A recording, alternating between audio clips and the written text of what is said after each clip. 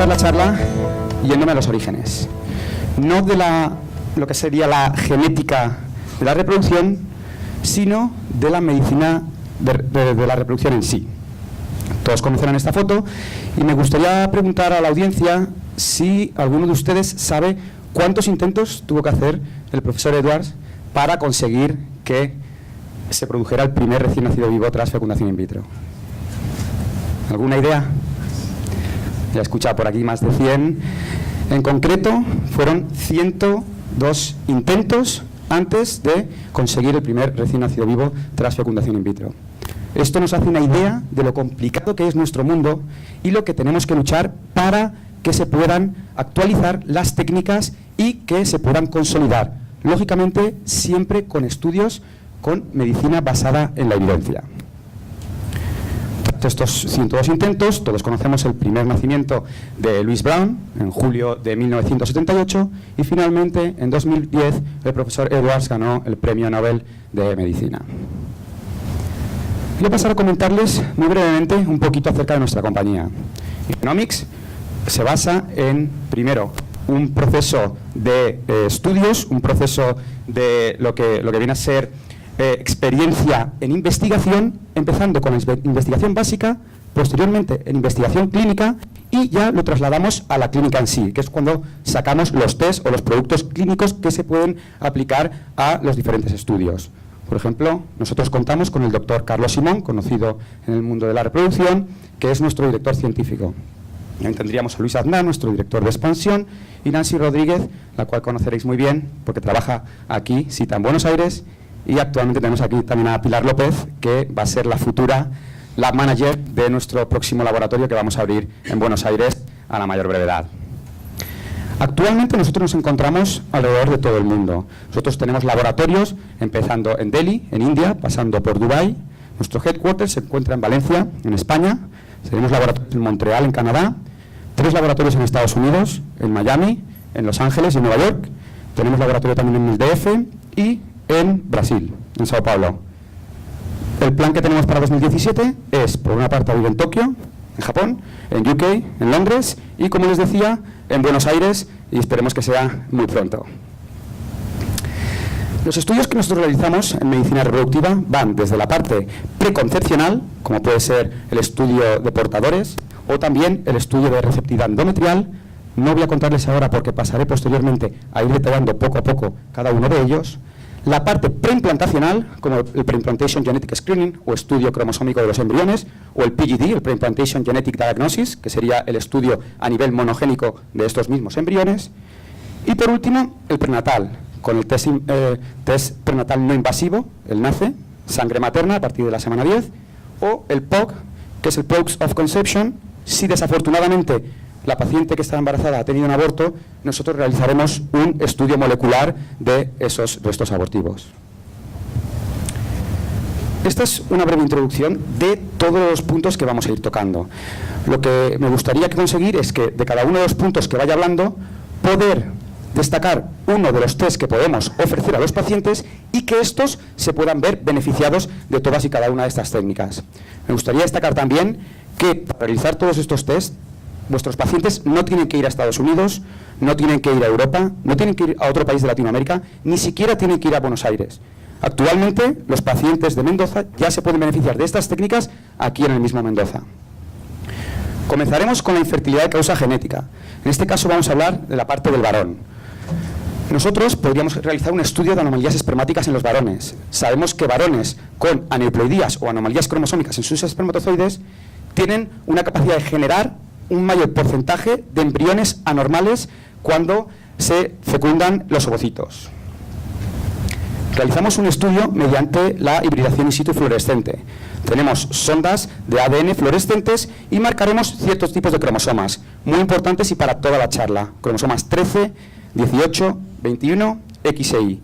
Y estos son importantes porque son capaces de generar más del 80% de las aneuploidías o anomalías cromosómicas y además serían capaces de generar un recién nacido vivo con una cromosomopatía determinada. ¿Cuáles serían las indicaciones para que a un paciente le indicáramos un Sperm Aneuploidy Test?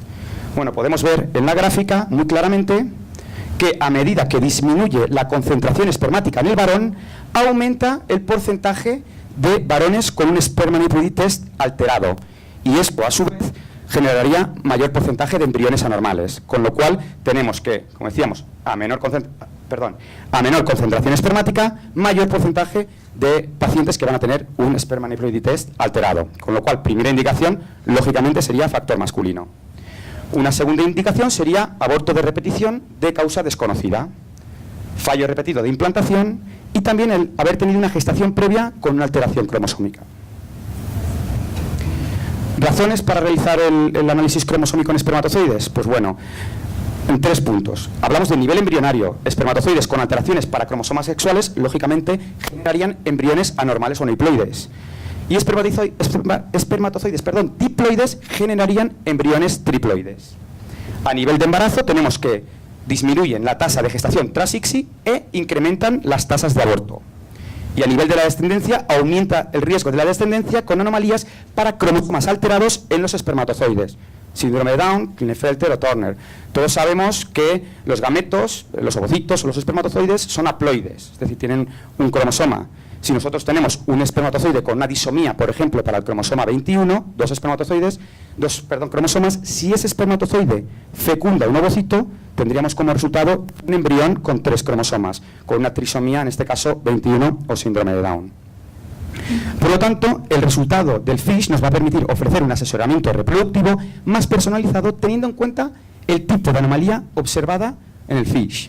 Y a su vez, podríamos asesorar a la pareja de la conveniencia de realizar un pre-implantation genetic screening, un diagnóstico prenatal o amniocentesis cuando estuvieran alterados pocos cromosomas en el resultado del FISH, o bien pasar a semen de banco cuando estuvieran alterados todos los cromosomas.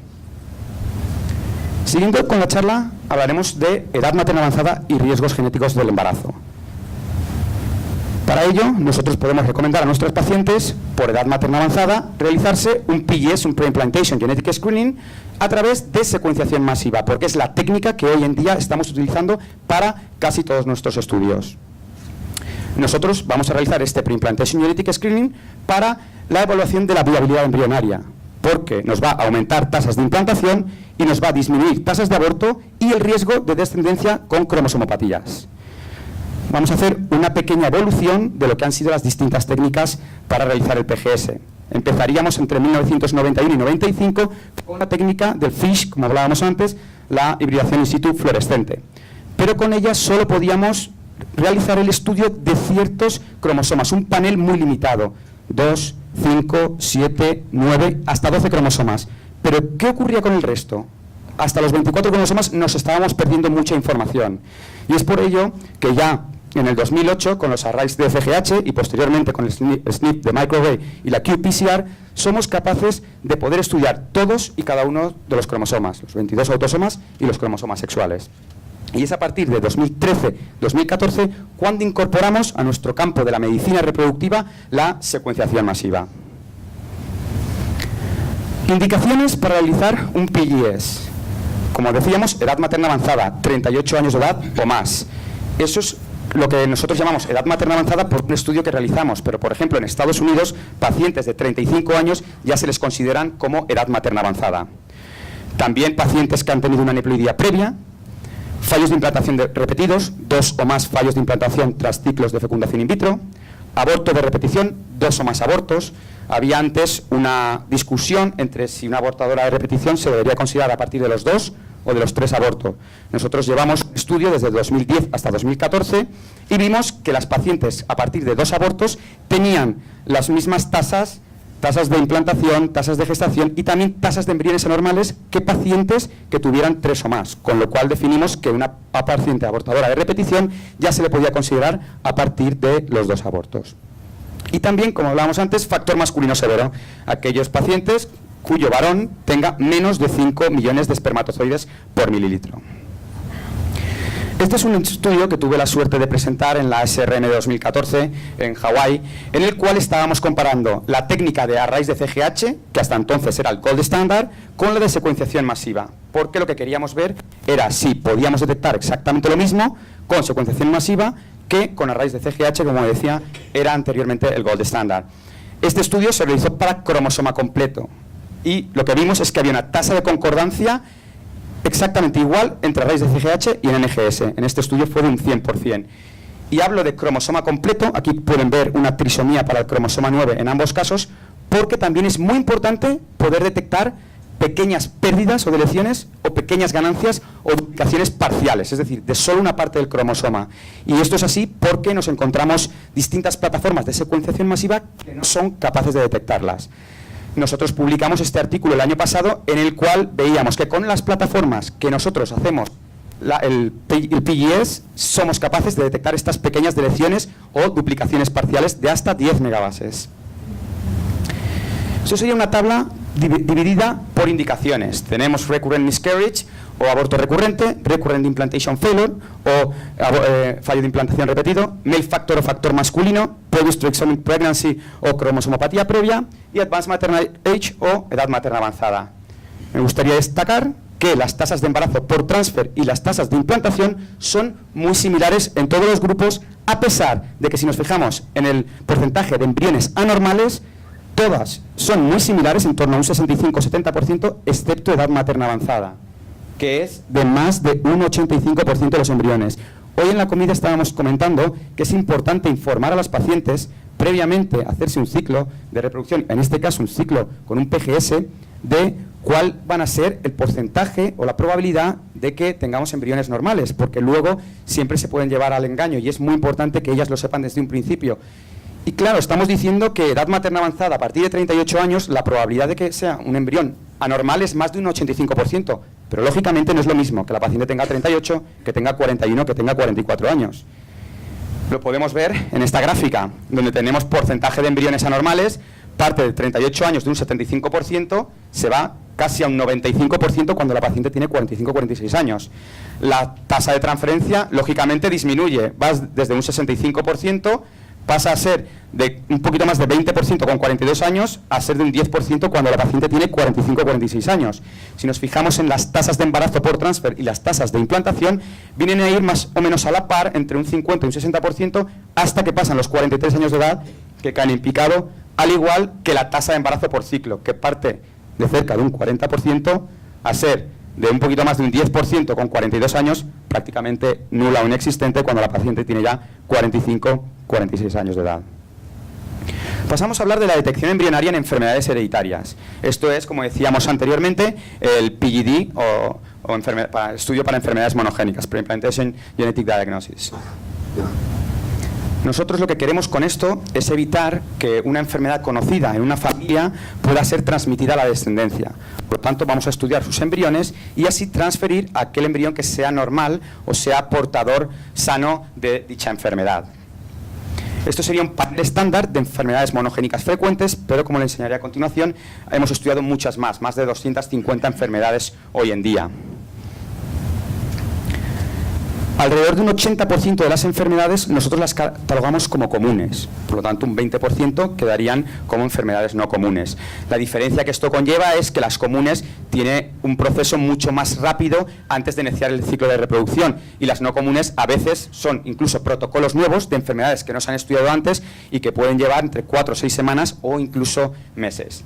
Sería muy sencillo los pasos para realizar un diagnóstico genético preimplantacional. Una consulta genética, lo primero que tenemos que recibir nosotros en nuestro laboratorio es un informe de mutación del paciente. A partir de ahí, nosotros vamos a dar un diagnóstico de este paciente y vamos a decir realmente muestras de ADN de quienes necesitamos, siempre de la pareja y probablemente de más personas en la familia. Una vez saltado este tema, se inicia el protocolo del FIP, se inicia el ciclo y a partir de ahí se biopsia en trofectodermo, y digo en trofectodermo porque hoy en día la mayoría de nuestros casos, más de un 95% de nuestro laboratorio, cuando se hace un DGP, también a la vez hacemos un PGS. Es decir, con una biopsia trofectodermo, nosotros hacemos una amplificación de todo el genoma, whole genome amplification, y entonces tomamos una alícuota y vamos a hacer el estudio para enfermedades monogénicas. Y a su vez, una alícuota y vamos a hacer el estudio para enfermedades cromosómicas. Así nos estamos asegurando que vamos a transferir a la paciente aquel embrión que tiene mayor probabilidad de implantar y de dar lugar a un recién nacido vivo y sano. Esto sería un resumen de los ciclos de DGP hechos entre 2003 y 2016 en nuestro laboratorio, en el cual hemos estudiado más de 1.500 parejas, más de 280 enfermedades, más de 2.300 ciclos con un 80% de transfer y un 41% de gestación por transfer. Nosotros empezamos en el 2003, como en el 2002 no hicimos ningún ciclo obviamente, y ya en el 2016 hemos hecho 426 ciclos, y esto sigue increciendo. Vamos a pasar a hablar del componente genético en las causas de aborto recurrente. Cosa muy importante, no solo para darle a la paciente una razón de por qué se ha detenido ese embarazo, sino también para que podamos darle un mejor consejo reproductivo en un ciclo futuro. Nosotros vamos a realizar un POC, un Products of Conception, o estudio molecular de restos abortivos, porque sabemos que más de un 50% de los restos abortivos van a ser anormales, es decir, van a tener algún tipo de neoploidía. Lo vamos a analizar con marcadores STR, que posteriormente explicaré, con Short Tandem Repeats, y con tecnología de NGS, como decía, hoy en día es la que más utilizamos para todos y cada uno de nuestros tests. Como les decía, más del 50% de estas pacientes, a las cuales se le ha detenido el embarazo en el primer trimestre, va a ser debido a anomalías cromosómicas, y supera el porcentaje, el 60%, si vienen tras tratamientos de reproducción asistida. Nosotros realizamos este estudio en el cual de ese 50% casi de detención de embarazo, vimos que cuando venían de un embarazo espontáneo, prácticamente eran más de un 40% aquellos embarazos detenidos que eran con anomalías cromosómicas. En cambio, si las pacientes venían tras un tratamiento de reproducción asistida con ovocitos propios, esto subía hasta casi un 63%. Si venían tras una donación de ovocitos, era cerca del 13%. Quisimos ir un poquito más adelante y ver qué ocurría con la parte del varón tras un tratamiento de FIP con ovocitos propios. Entonces vimos que aquellas parejas cuyo varón tenía menos de 5 millones por mililitro de espermatozoides, estas anomalías cromosómicas subían hasta casi un 73%, siendo de un 53.6 cuando el varón tenía más de 5 millones de espermatozoides por mililitro, con lo cual estamos viendo la importancia del varón en este caso. ¿Cuáles son las razones para que nosotros hagamos una aproximación de este tipo? Los STRs más secuenciación masiva. Bien, si comparamos con el cariotipo convencional, el cariotipo convencional requiere un cultivo celular, que como saben ustedes, está reportado que entre un 30 y un 90% no hay crecimiento del cultivo, con lo cual después de un mes de espera para resultados, le tenemos que decir a la paciente que no ha habido crecimiento, con lo cual no podemos decirle nada realmente. En cambio, esta técnica que utilizamos nosotros no requiere ningún tipo de cultivo, con lo cual podemos dar resultados sin ningún tipo de problemas. Con cariotipo convencional no hay resultados en el 42% por degradación de tejido y nosotros ofrecemos más de un 98% de resultados en los test que realizamos. Hay que tener en cuenta también que hay una parte de contaminación materna que está dentro de este 98.6%. Me han preguntado alguna vez ¿qué porcentaje de contaminación materna encontráis en vuestros estudios? Pues bien, nosotros solemos encontrar alrededor de un 18 y un 20% de los casos que nos envían y que realmente no encontramos material fetal, sino todo lo que hay en ese material que se nos ha enviado es solo de la madre. Falsos negativos por contaminación materna alcanzan un 33.3% en las muestras analizadas por cariotipo convencional. Y esto es porque cuando nos dan un resultado de normal XX, normal femenino, no saben decirnos si los resultados vienen del feto o de la madre. Nosotros con los STRs descartamos este tipo de falsos negativos. El cariotipo convencional necesita entre 2 y 4 semanas, normalmente como decía un mes, para obtener resultados. Nosotros a partir de una semana desde que recibimos los restos abortivos somos capaces de ofrecer un resultado y tenemos mejor resolución que el cariotipo convencional. Esto es lo que les comentaba un poquito de los Short Tandem Repeats, de los STRs, una manera muy sencilla para que lo entendamos todos. La parte de arriba supondría lo que sería la parte materna y la parte de abajo sería lo que se supondría que es la parte fetal. Y digo que se supondría que es la parte fetal porque si nos fijamos en todos y cada uno de los picos, que supondrían alelos, utilizamos 15 Short Tandem Repeats nosotros para nuestros estudios, vemos que todos y cada uno de ellos coinciden, con lo cual, si esto lo llevamos a secuenciar, tendríamos un resultado de normal femenino. Pero nosotros, habiendo hecho esto, ni siquiera lo vamos a llevar al secuenciador, porque sabemos el resultado, nos iba a dar normal XX, ya que esta muestra vendría por parte de la madre y nunca del feto. Nosotros siempre hacemos 3 disecciones nada más recibir el estudio de restos abortivos, y es porque así disminuimos la probabilidad de dar un resultado como contaminación materna. Nos ha ocurrido veces que analizando nos hemos encontrado perfiles de este tipo, nos hemos encontrado, por ejemplo, 2 de este tipo y uno distinto, que es el que asociamos al feto. ese va a ser el que llevemos al secuenciador para dar un resultado cromosómico. En este otro ejemplo vemos que algunos de los picos de los alelos coinciden, pero otros no. Y esto es lo que tiene que ocurrir para que nosotros sepamos que esta muestra de aquí proviene de feto y no de madre. Con lo cual nosotros esta muestra la llevamos al secuenciador y daremos un resultado que puede ser normal masculino, que puede ser anormal, pero que si es normal femenino nosotros sabemos fehacientemente que esta muestra viene del feto y no de la madre, con lo cual estamos dando un diagnóstico totalmente correcto. También incluso podemos saber si el embarazo ha sido detenido por una triploidía.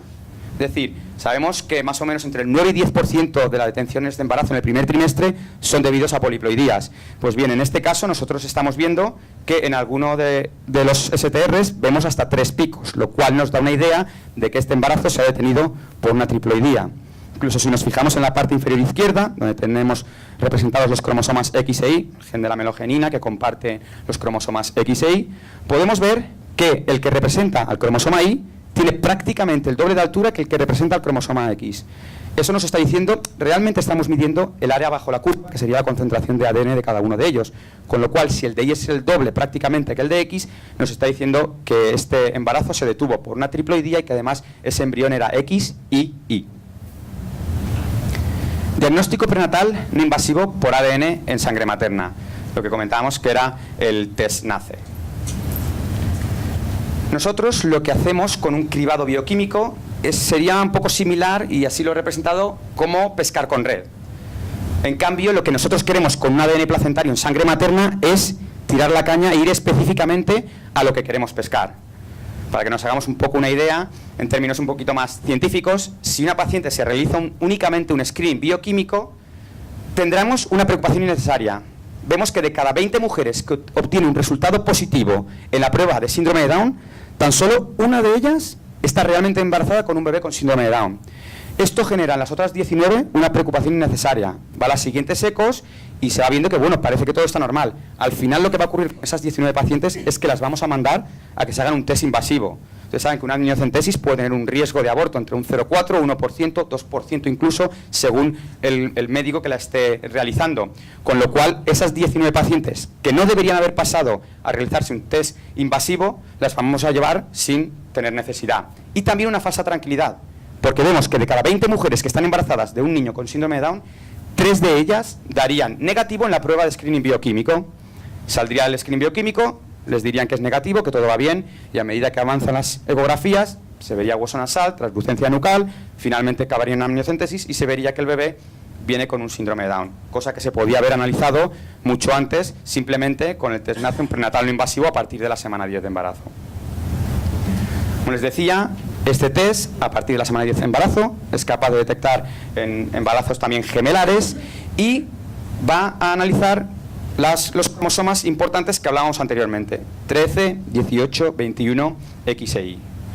También tenemos otro test, sería NACE ampliado, el cual detecta además para cromosomas 9 y 16, que están relacionados con abortos en el primer trimestre, y 6 síndromes de microdeleciones más característicos, como pueden ser el DiGeorge obrocardiofacial, la deleción NOP36, el síndrome de Angelman o Prader-Willi, que comparten deleción, el de Crudo-Chat, mollido de gato, y el Wolff-Hirschhorn.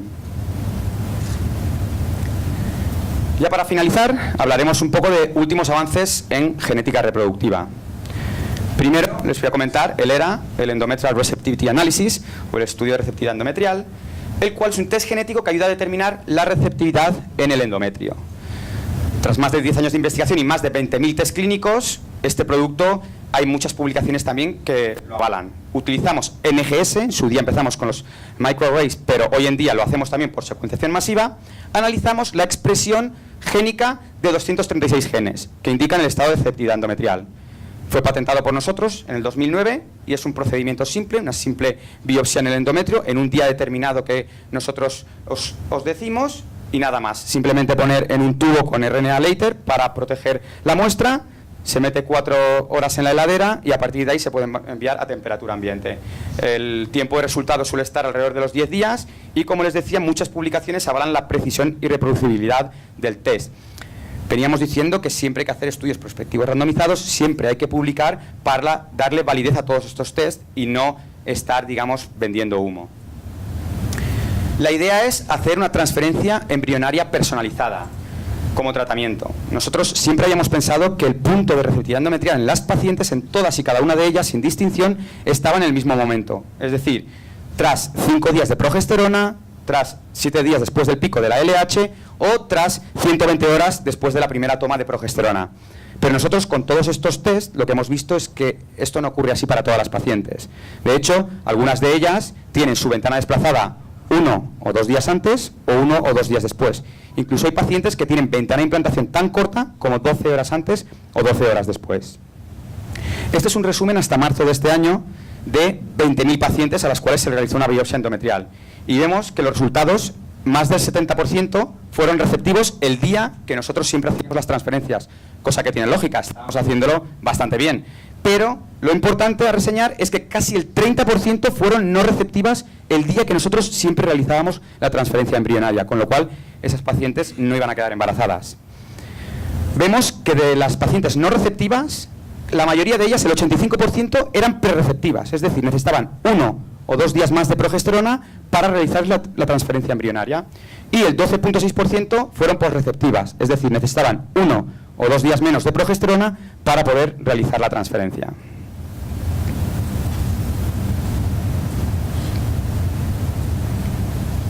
Todo esto ha sido resultado de realizar el test en más de 600 clínicas en más de 50 países, con lo cual tenemos una variabilidad en la etnicidad que nos hace saber que la mayoría de pacientes actúan por igual, es decir, no tiene que ver que sean de raza negra, caucásica o del sur de Asia. Hablábamos antes de los estudios prospectivos randomizados y medicina basada en la evidencia. Pues bien, nosotros comenzamos este estudio en el 2013 y el cual hicimos un interim, el resultado, en abril de este mismo año. Tuvimos una presentación oral que hizo el doctor Carlos Simón, que fue premiada por la SREI, y en Salt Lake City este año en la SRM, y la cual teníamos 3 brazos. Un brazo con pacientes a las cuales hacía una transferencia en fresco, transferencia en congelado y transferencia tras realizar a las pacientes un ERA y transferir el día en que el test nos había dicho que esa paciente era receptiva. Pues bien, estos son algunos de los datos. Tenemos primero Fresh Embryo Transfer, Deferred Embryo Transfer, congelado, y Personalized Embryo Transfer, con el ERA. Me interesa que nos fijemos en 2 parámetros. Pregnancy Rate por Embryo Transfer. Tenemos que en fresco y congelado no varía demasiado, 61 y 60%. En cambio, si lo hacemos en Personalized Embryo Transfer, tenemos un 85.7% de Pregnancy Rate por Embryo Transfer, estadísticamente significativo.